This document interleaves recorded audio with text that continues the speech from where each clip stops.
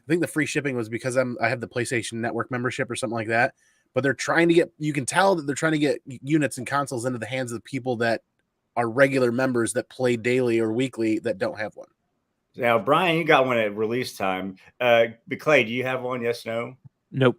Oh, Tony, do you need PS5 situation? I don't. My kids are young enough where I'm not worried about trying to stay on top of the most current one, and I don't put Impossible anyway. time for it myself. So, Well, one of the reasons why I'm talking about that is because it's one of the hardest things to get. One of the reasons why it's the hardest thing to get, because there's people that have hundreds of them in their garage. Now, I know McClay, he does baseball cards, football cards, stuff like that. And I know Brian does a little bit too. And, you know, whenever a popular card comes out, or like, let's say it's like a mosaic or whatever it might be, you try to get online. What are the chances you think you'll be able to get it when it comes out? Yeah, it's Zero. hard. Like next and nothing. Like you barely have an opportunity to even get it typically. Let's talk about concert tickets. You go to get a concert ticket from a popular concert coming into town. The chances of you getting that ticket are next to none. And it's not because there's not enough tickets for people in the world or people in your area to get the tickets. There's typically enough to supply for the people that want to go to the show. It's because there's bots out there buying up the supply before they even have a second to do it. A bot can complete an order from start to finish in less than 13 seconds. Yeah. It was really, it started with like Sneaker World. Yeah. So my question to y'all is, what are your feelings on bots? Because I've started to hear people starting to use them now to their advantage to try to get things, but at the same time, they're having to do it in a way that, you know, I talked to one guy. So I'll tell you where this all stemmed from. I just stemmed from back when I used to try to get tickets. I could never get a ticket. I would be on the freaking thing on the second of time and try to click it and hit it, and I just can't get it quick enough. I couldn't understand what the heck was going on. That's before I knew about the bot thing. And then I heard someone recently said they buy so they can get stuff. They can try to get their own supply of cards because they're a breaker or whatever. And the only way they could do it is if they put money into bot, because that's the way they would get it.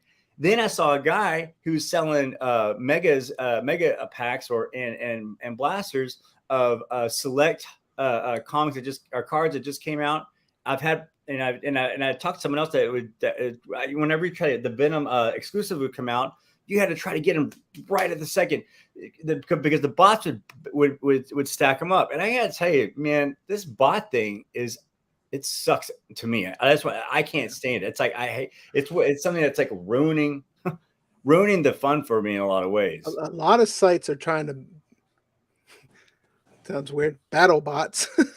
Yeah. This is why you have more of the captchas and the puzzles and the stuff to check out to help try to get past the bots. I know a lot of within the comic retailer exclusives for a time, a bunch of bots would go in and buy up stock of people's books and sell them. Yeah, JTC was always getting botted. Yeah, I'm not a fan of bots. I think it kind of, it takes away from the enjoyment of people buying stuff. But the people out there that do it, it's just, and I know where you're coming from, you can't beat them, join them, but it's how do you?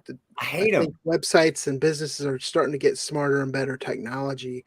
The only problem is it's just like cybersecurity in general. It's like it's always however good your defense is, there's a better hacker. So it's going to be a constant struggle, I believe. I struggle and have issues with bots too. It wasn't until the last couple of years where the computer parts supply issues really came to a forefront, where really the working man or working woman or person or individual got into the idea of utilizing a bot specifically for graphics cards because everybody was fighting cryptocurrency miners.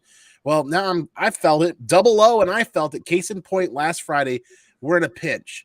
Release date for The Last of Us remake on PS5, and they're reissuing or re-releasing a limited number of the Firefly edition for Last of Us, which contains the 4 comic books in that package with re-released covers that I really want, because you guys know how much of a fan I am of The Last of Us and those comic books.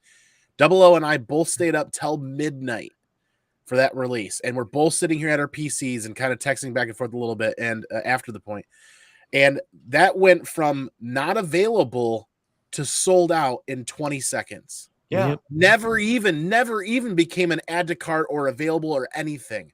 Sony needs to shit and get off the pot and figure this out with bots, because I'm at the point now where that's the only way I'm going to be able to gain content on PlayStation release days is if I use a bot. The only way I can get a graphics card over the last 2 years is if I use the bot. And I don't want to, and that's not something that I'm a fan of, but they're literally if they're not going to do something on their websites, the manufacturers for video cards did something over the last couple of years. They found ways. They did virtual queues. I was gonna say the virtual queue is a hot thing right now, where it kind of why can't Sony figure this out? I mean, Sony was doing it with Sony, when I bought mine, like pre-ordered my PS5, like to get it on release day, it put me in a virtual queue. Man, it's the scalpers. I cannot stand a scalper. To me, they're like a roach. they're below a roach. And what it is that I saw a guy. He was like selling some different styles of cards, and he was like, I got 300 cases, 300 box of this. I got 200 box of this, and he showed his garage. Just boxes and boxes. Those are like damn extreme couponers, I tell you. It's like it's boxes and boxes of these things. And someone asked me, "Hey, how did you get all these?" He's like, "Bots." I'm like, "Bro, you're the reason why the kid that's going to the store that wants to buy something, he can't freaking get it." Sure, I can't get it either. Yeah, it's upsetting, but it really sucks when you got the little. I ran into a little dude with his mom. His mom was driving him from store to store. She told me she had been to like 13 to 14 different Targets and Walmarts looking for a specific type of baseball card. And I felt terrible because she was like, let's just go to the next. And his face was just like, would love to find this card. And I wish I had the card, I would give it to him. But it's like, those are the ones you're destroying, because and that's wrong, because it's just like, it's not going to make the thing valuable. You're taking it away to pump up the money, to make more money on something that's just, I mean, they're just. The companies know about it too, and they let it happen, and because they don't care, it's all about the money. It's all about. You would do a bot that would be like a cancer. Like if the bots were used, it would like reverse, go back to it somehow, and turn it into a cancer of some sort, and like expose who's using, expose like all their stuff or what. I don't know what it is, but I just wish there was that was the email I was composing to that guy the other day.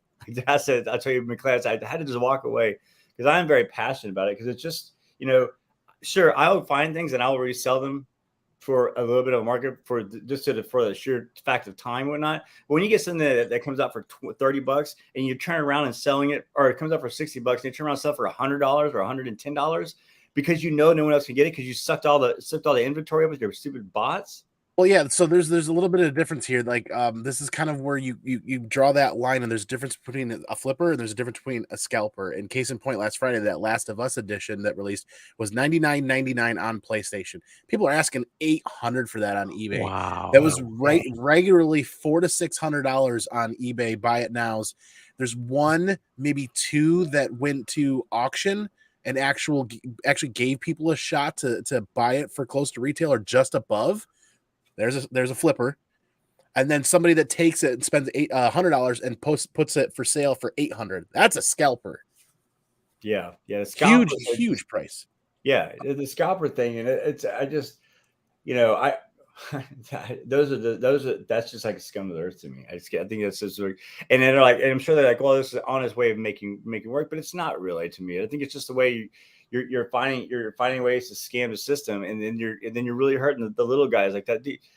That kid's face was just like stuck in my head. It was like 2 weeks ago.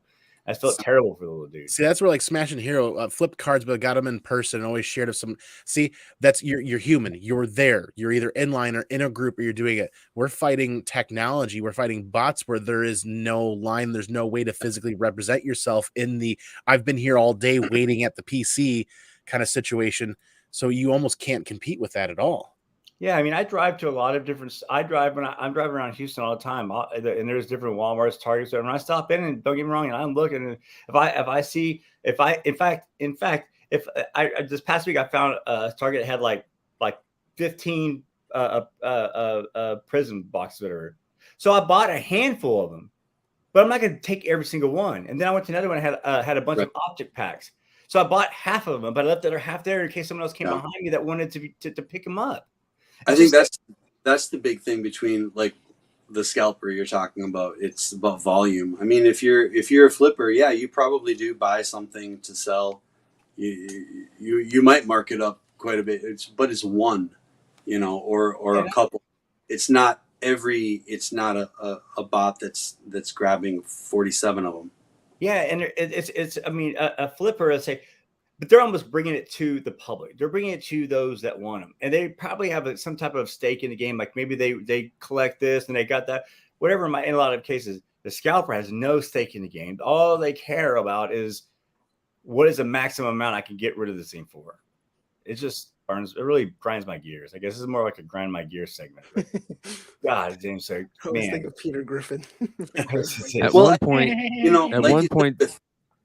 one point, those guys were like drug dealers, man. They were like popping up on a corner, opening their trunks. You know what I mean? Meeting people at Walgreens. Like it was crazy. And I'm not saying that in a bad way. I'm just saying it's like the reality that people were making a ton of money off of it, and they would have everything from cards to vinyl records to car stereos.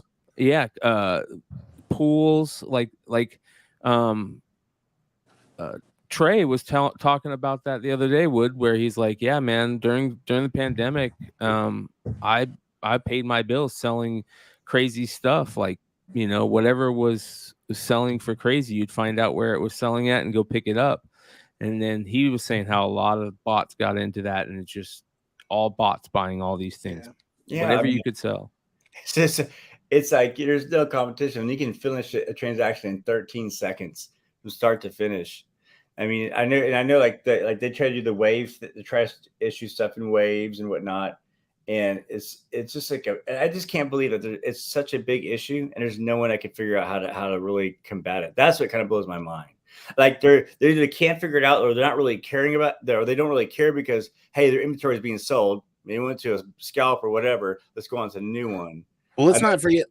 I'm with Mitch. Like their stores are seeing where the threshold of the market is too. But from like the scalping standpoint, when somebody's buying a garage load of PS5s, it hurts the brand imaging. You can see where a lot of the the video card manufacturers and computer manufacturers were actually trying to do something because it's hurting their brand. People don't want this XYZ card because the only pricing is $3-4 grand online now. So you know what? I'm not going to buy their power supply. I'm not going to buy their RAM. I'm not going to buy their motherboards because you know what I mean? They can't have a brand continuity, or they can't have the same brand continuity throughout their PC build.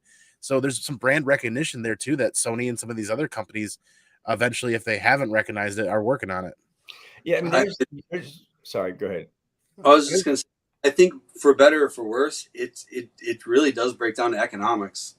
I mean, if the supply and demand is high enough where people are actually paying that higher dollar amount, many people are willing to pay that higher dollar amount. That is the new value of the thing. I think we saw that with concert tickets. Concert tickets when I was going to college were cheap. But yeah, you'd get scalpers, and you'd get, they would go on the aftermarket basically for multiples, 4 times, 5 times, and people would still buy them.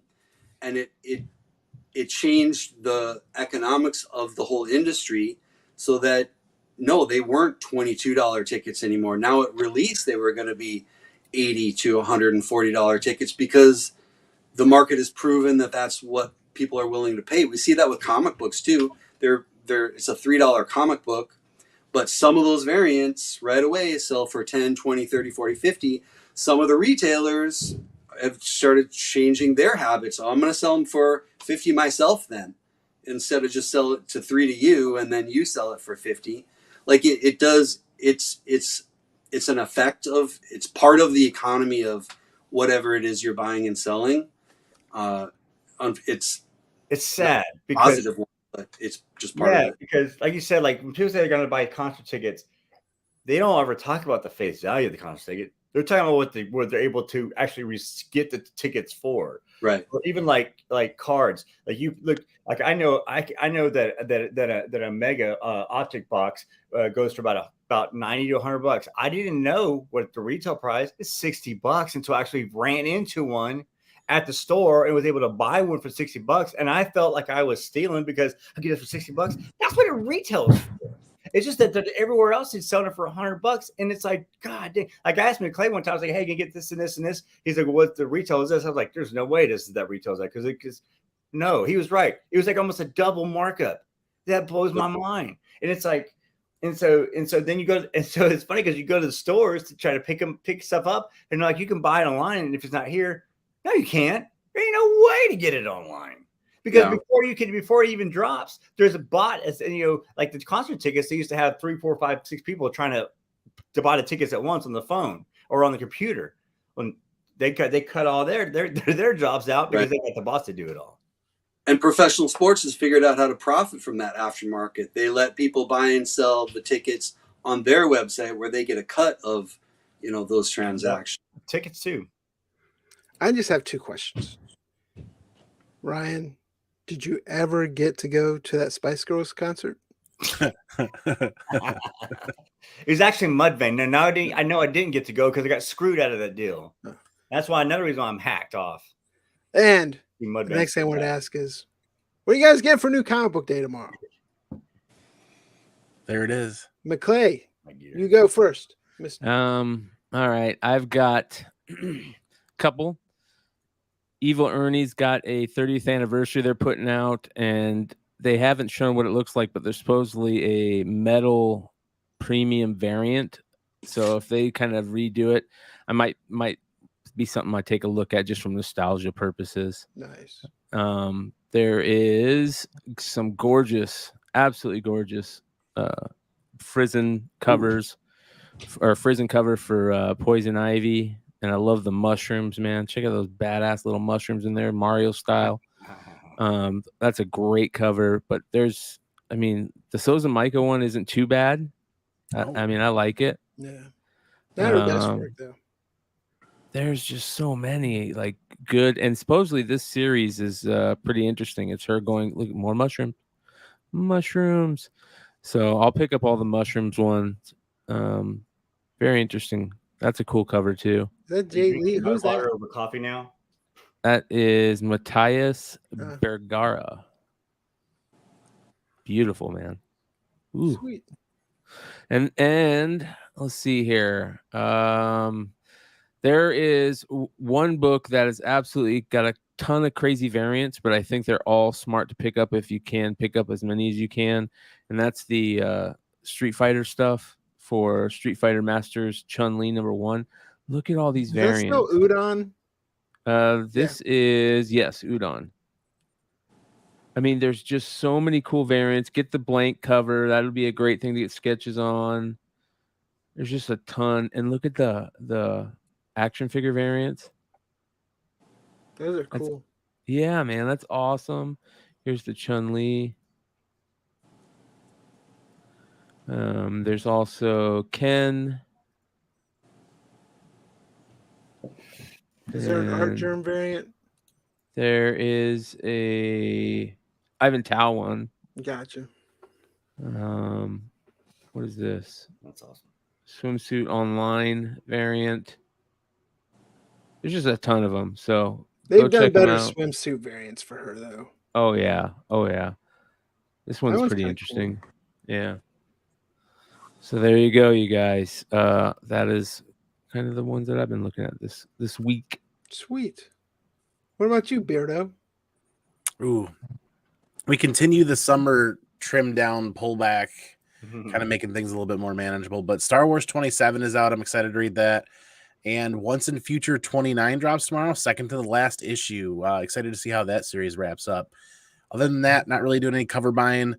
Trying to get a couple other things done for the end of summer and get ready for what's essentially going to be, the busier side of the comic book season, essentially now between the holidays, things start to ramp up in D23 and announcements and everything else.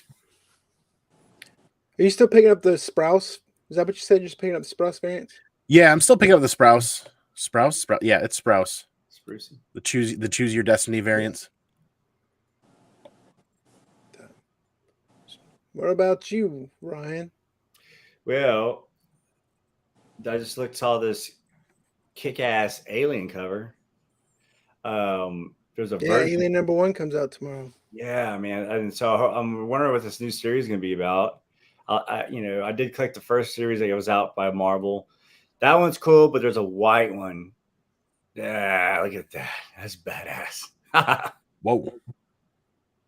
That is sick right there. So is this Ryan Brown one. Look at this. yeah. That's some better covers than the first series. Those are badass covers. Yes. I like that virgin white one. That one's pretty badass. Yeah, so that's the ones I didn't see that until just now, and I was looking. I was like, "Wow, that just really caught my attention. That looks so good. That would look sick." If I learned anything from the Aliens release, and I'm gonna just interrupt you for a second, give it like 8 weeks and don't pay any secondary market stuff if anything sells out.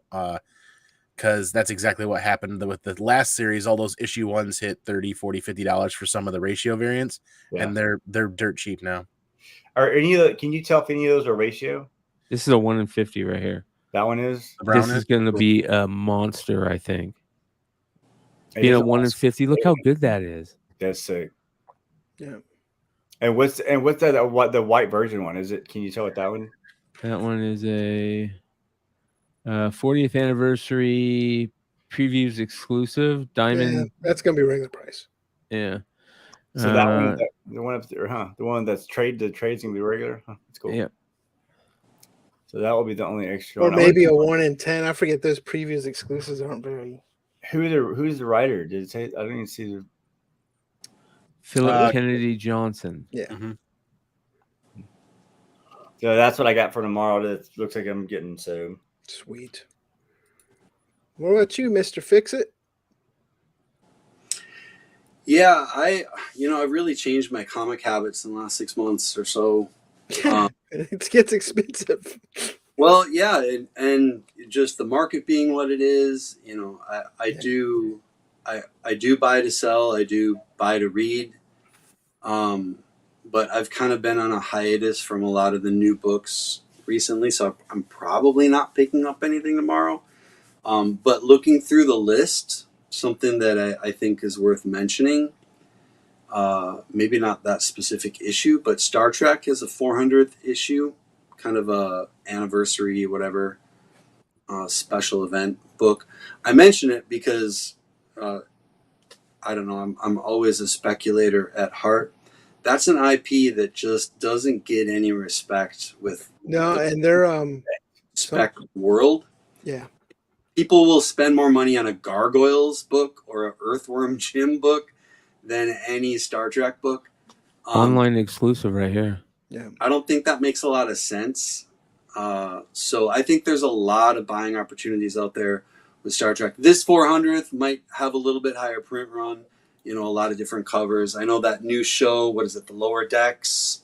Heard some decent buzz on that. I haven't seen that, but you bring up a good point though, because those Star Trek books, those key, I'd say the key or monumental issues like that, though, their variants usually do well. Yeah. And there's some great variant ratio covers. Lendl, Lendl, did a lot of they're like 50s posters. They're variants. He did probably 20 of them in the last 3-4 years. They're beautiful. They're awesome covers. Yeah. Sweet. That's a good point. I just got 2. You were on it. The Lego Ninjago, McClay. The Garmadon. Where is it? I know I was on Go it. up a little bit. Right there. Yep. But there's a variant attack. Oh, that's cool. Yeah, there's an Attack Peter variant though. Love Right, it. the left. Yep. I'm getting that. I'm getting that just for that That's cover. cool. Because Yeah, that is cool. Attack Peter is awesome guy. Does those screen prints. He's done a lot of stuff for Comics Vault Live. has his own stuff going on. One of the nicest guys you'll ever meet. So I'm happy to support him and pick that up.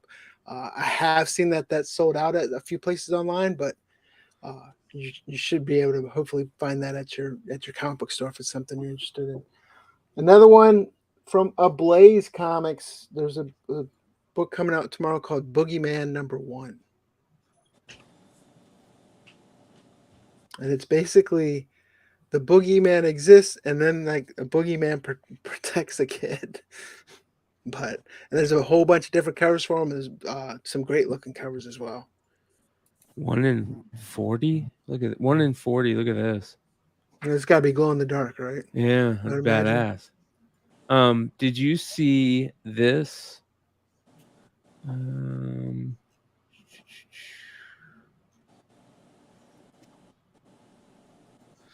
I forgot about that. You got anniversary spectacular for Sabrina the Teenage Witch, which is interesting. And here is the Mercado variant. Ooh, homage there. Chamber of Chills. Yep. So I feel like I've seen that cover somewhere before. Uh-huh. That is a gorgeous cover nonetheless, though. But Mitch brought up a good point. Video game comics are hot. One of the topics we were going to discuss last week before the internet outage was that the Horizon Zero Dawn is being picked up for Netflix, and those Titan comics are some great. If you're a Peach Momoko fan, there's some good Peach Momoko covers out there, and I believe Art Germ did some covers too, and they're still not super expensive. Great video game as well. I know El Beardo's playing the Forbidden West right now. Probably right now, no shit. But he's on it. But with that being said, riding a horse right now. Yeah, it's just time for one more thing.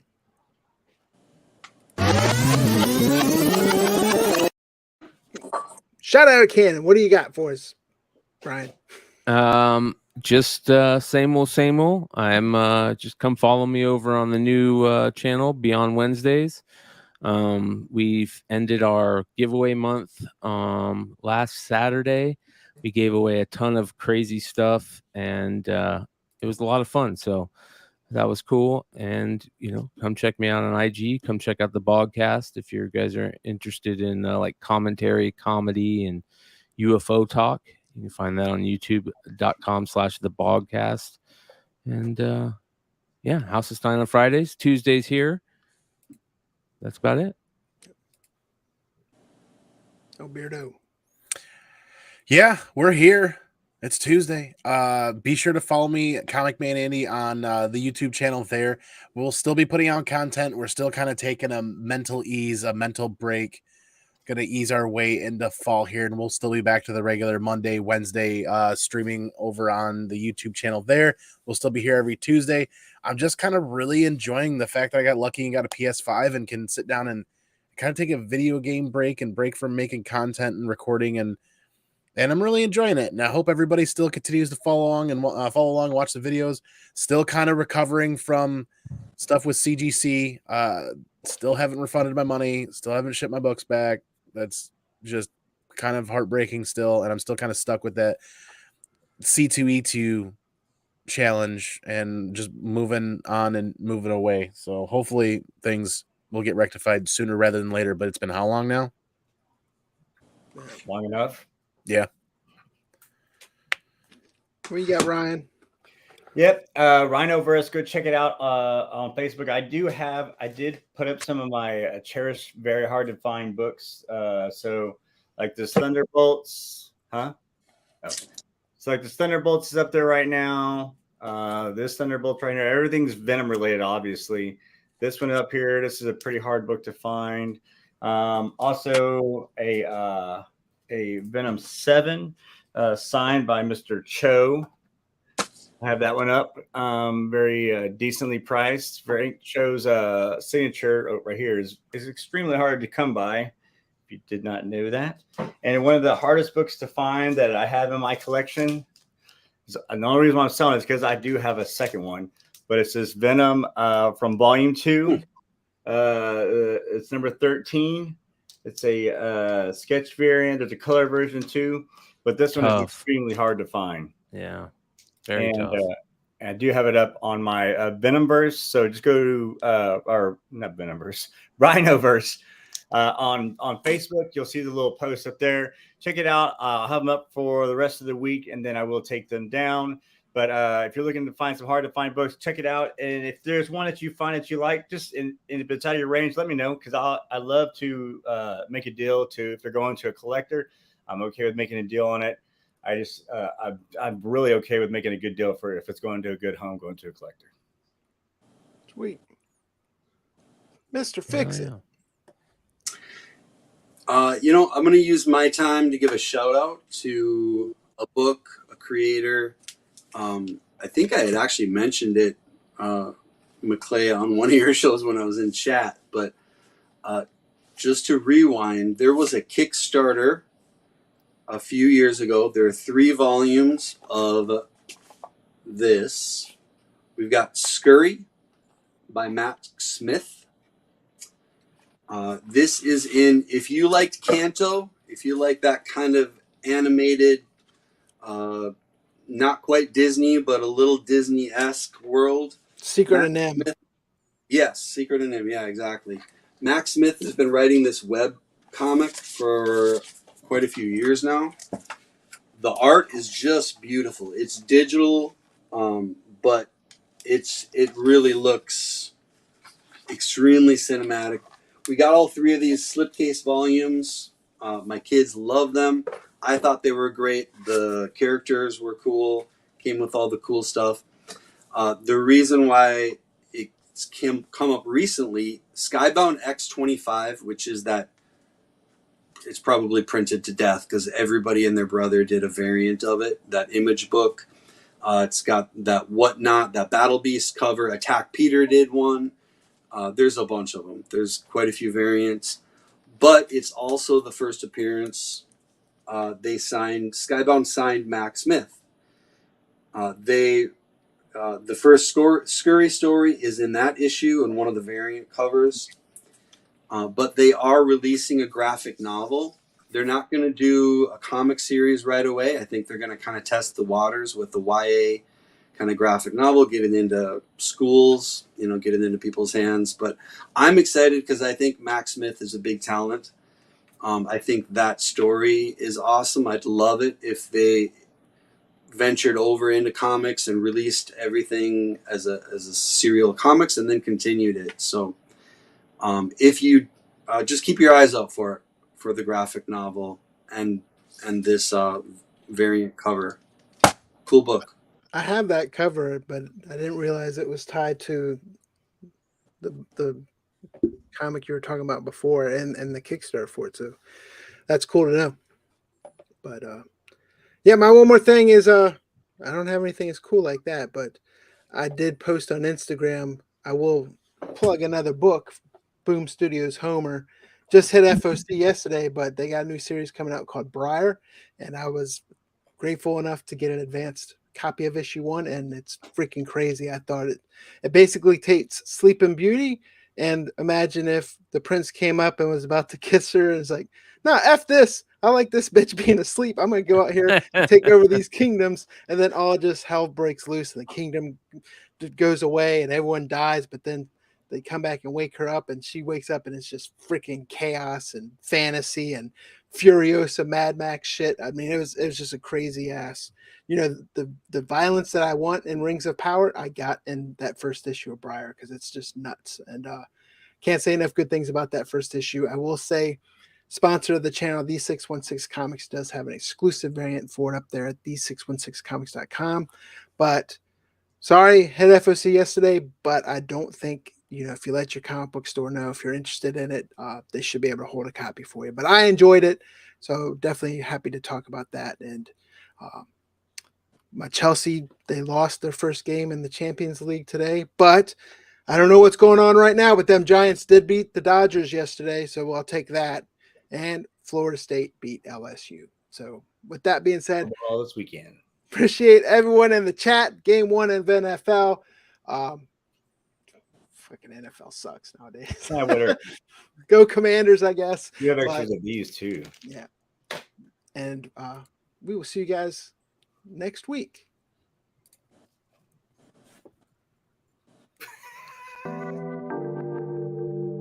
Look. They talking like they don't know a king when they see one. See him in person, he take it back like a refund. Ballin' with my brothers, all my playing D1. Daily checking chicken, he gon' spin it watching reruns. Say they real, but they clones of me.